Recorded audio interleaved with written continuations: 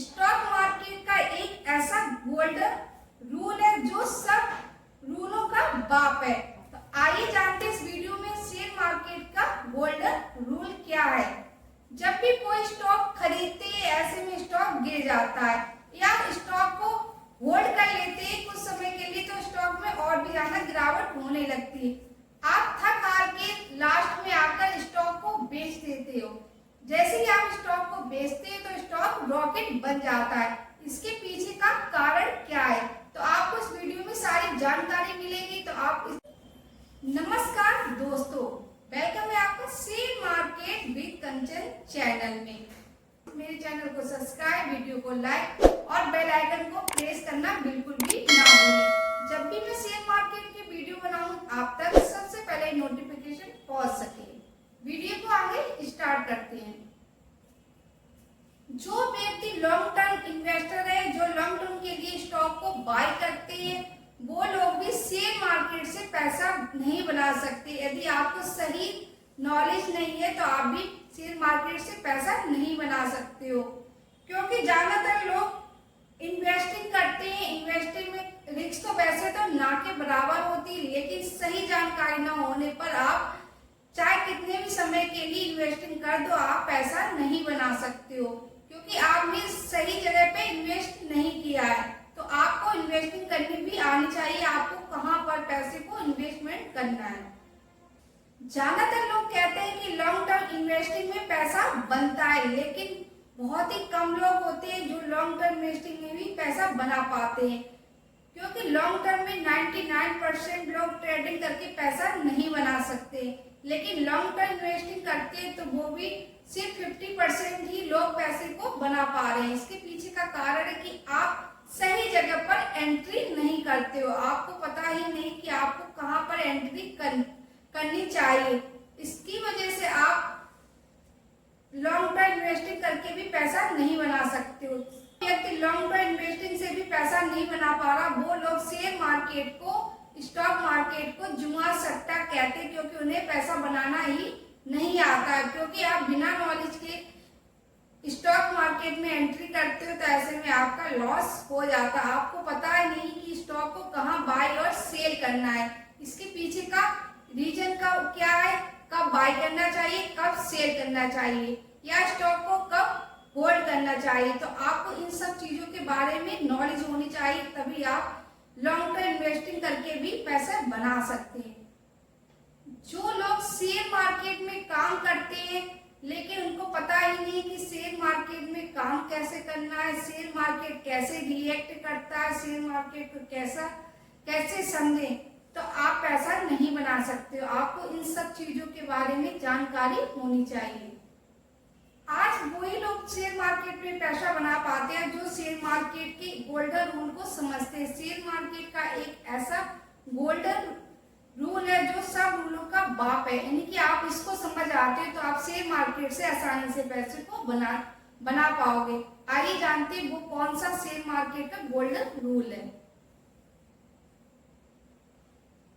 Stock को bye करने का सही टाइमिंग, जिस व्यक्ति को स्टॉक को बाय करने का सही टाइमिंग नहीं मालूम होता है वो शेयर मार्केट से पैसा नहीं बना सकता है, क्योंकि स्टॉक को भी बाय करने का एक समय होता है। यदि सही समय पर आप स्टॉक को बाय करते हो तो आपका पैसा कई गुना बन सकता है।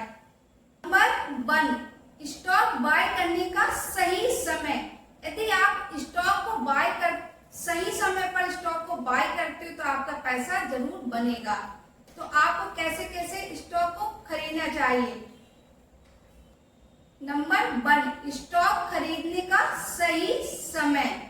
जब भी आप स्टॉक खरीदें तो आपको सही समय पर स्टॉक को बाय करना है।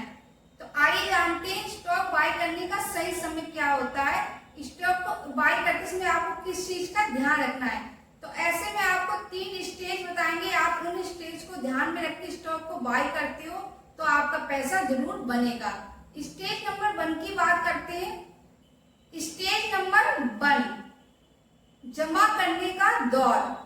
इस पेज में स्टॉक लंबे समय तक एक ही रेंज में घूमता रहता है। इसको कहते हैं साइड वेज ट्रेंड, यानी कि स्टॉक में साइड वेज ट्रेंड होता है।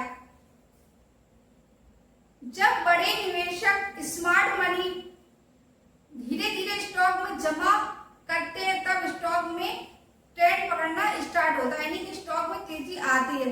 तो आपको ध्यान रखना है, जब भी स्टॉक वन स्टेज पे हो तो आपको स्टॉक एक रेंज में घूमता हुआ दिखाई देगा। जैसे कोई स्टॉक 100 रुपए का है तो वो सिर्फ 105 रुपए तक ही ट्रेड करना है, 100 से 105 और 105 से 100 रुपए तक ही मूवमेंट करता है, यानी कि बहुत दिन तक आपको सिर्फ एक ही रेंज में घूमता हुआ दिखाई देगा। स्टेज नंबर 2 की बात करते हैं तो ऐसे में अप ट्रेंड ग्रोथ जैसा दौर, यानी कि उस समय स्टॉक में अप ट्रेंड चल रहा होता है।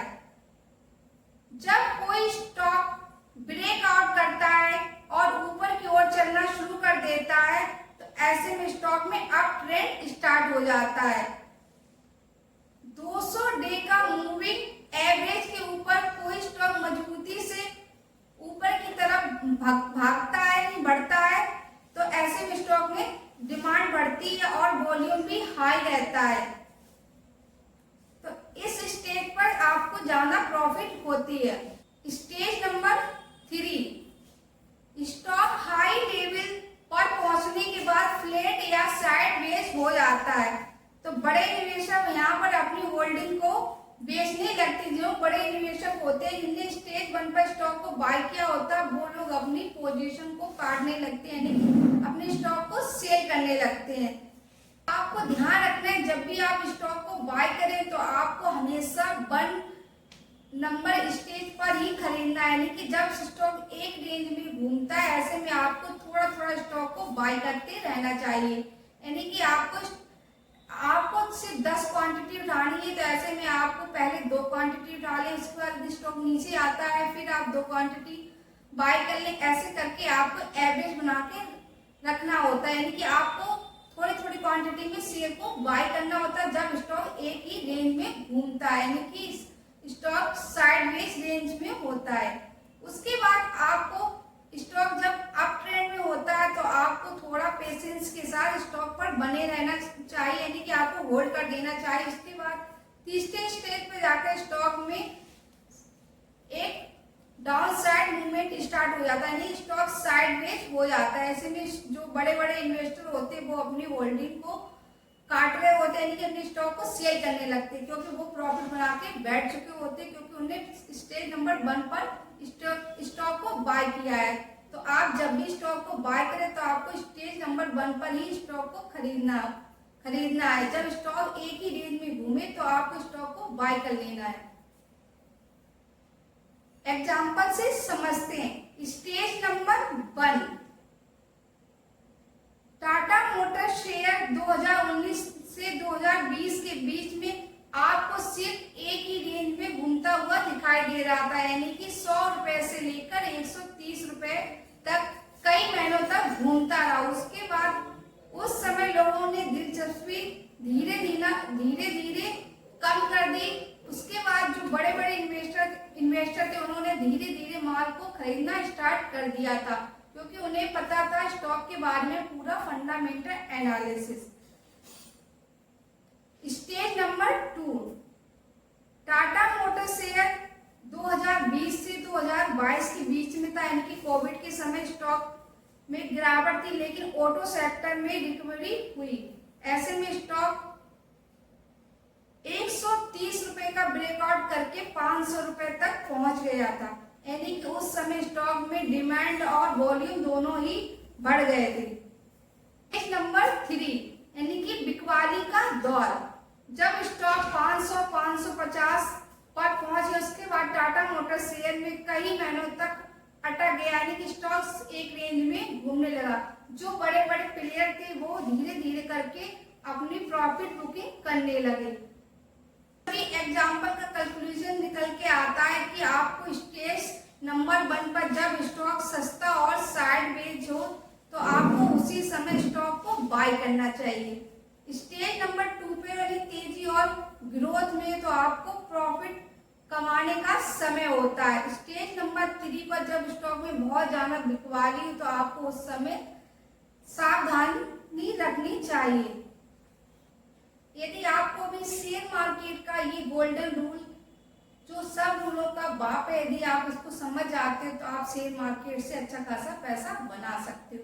तो आप भी स्टॉक मार्केट में पैसा बनाना चाहते हो तो आपको शेयर मार्केट का ये गोल्डन रूल को समझना होगा। आपको समझना होगा कहाँ पर स्टॉक को बाय करना है, यानी कि सही टाइमिंग पर यदि आप स्टॉक को बाय करते हो, चाहे आप ट्रेडिंग के लिए खरीद रहे हो या फिर आप इन्वेस्टिंग के लिए खरीद रहे हो, आप दोनों में ही पैसे को बना सकते हो। आपका पैसा कई गुना बन सकता है। लेकिन आप सही समय पर पैसे इन्वेस्टमेंट नहीं करते हो किसी स्टॉक में तो आपका पैसा बिल्कुल भी नहीं बनेगा। आपने टॉप पर जब स्टॉक टॉप पर आपने उस समय स्टॉक को बाय कर लिया तो ऐसे में आपका पैसा वहां पर बिल्कुल भी नहीं बनेगा, चाहे आपने कितना भी अच्छे स्टॉक में पैसे को इन्वेस्टमेंट कर रखा, क्योंकि वहां से रिवर्सल होगा ही होगा। यानी कि स्टॉक बहुत ज्यादा बढ़ चुका है तो वहां पर वॉल्यूम, जैसे ही वॉल्यूम डाउन होगा तो स्टॉक में गिरावट आ जाएगी। तो आपको कभी भी टॉप पर स्टॉक को बाय नहीं करना चाहिए। जब स्टॉक में साइडवेज एक रेंज में स्टॉक तभी आप स्टॉक को बाय करें। जो ये जानकारी अच्छी लगी, आपको लगता है ये जानकारी आपके काम में आ सकती है तो आप मेरे चैनल को सब्सक्राइब एंड लाइक भी कीजिए। इसके साथ ही जो भी जानकारी मैंने दी है सिर्फ एजुकेशन पर्पज से दी, मेरी तरफ से कभी भी रिकमेंड नहीं होता। आप किसी भी स्टॉक में पैसे को इन्वेस्टमेंट कर सकते हो। जब भी आप शेयर मार्केट में इन्वेस्टमेंट करें तो आप अपने फाइनेंस एडवाइजर की एडवाइस लेके आप या कंप्लीट वीडियो देखने के लिए thank you so much. Bye bye, take care.